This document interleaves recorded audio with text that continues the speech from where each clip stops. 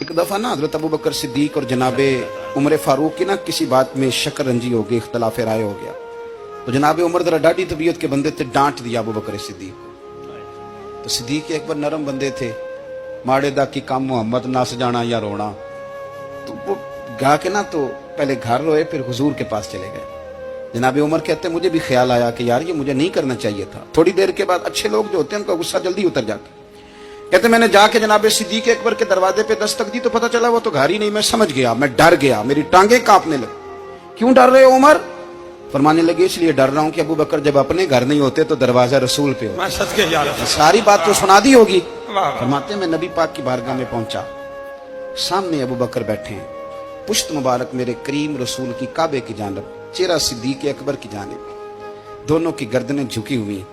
जनाबे उमर पाक फरमाते हैं कि मैं बैठा था और सोच रहा था, सलाम ली, जवाब मिला, पर गर्दनें नहीं उठाई दोनों ने, मुकद्दस गर्दनें झुकी रही। मैं सोच रहा था कि अब हुजूर मुझे डांटेंगे तो मैं सिद्दीक के पैर पकड़ूंगा, मैं अली को सिफारिशी बनाऊंगा, मैं मिन्नत करूंगा, लेकिन कोई बोले तो बात बने ना। कहते जब देर हो गई, ये सुकूत भी बड़ा मुश्किल होता है।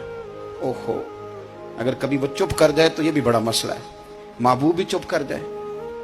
कहते मैं बड़ा परेशान हुआ, जब मेरा कलेजा मुंह को आया ना तो जनाबे उमर कहते मैं बोलने लगा तो आंसू मेरे पहले निकल गए।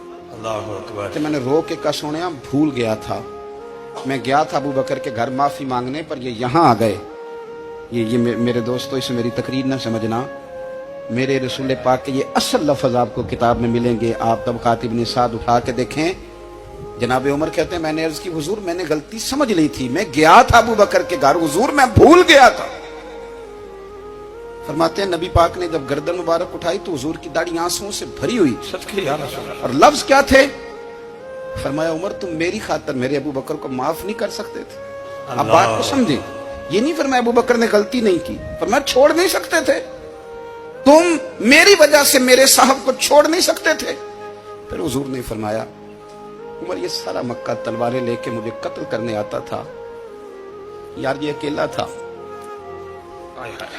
इसने खोल के बाजू कहा था कि जो हुजूर तक जाएगा मेरी लाश से गुजर के जाएगा। पर मैं दुनिया भूल जाती है, मुझे याद है अबू बकर सिद्दीक ने माल भी दिया, औलाद भी दी, मेरी खातर छोड़ नहीं सकते थे।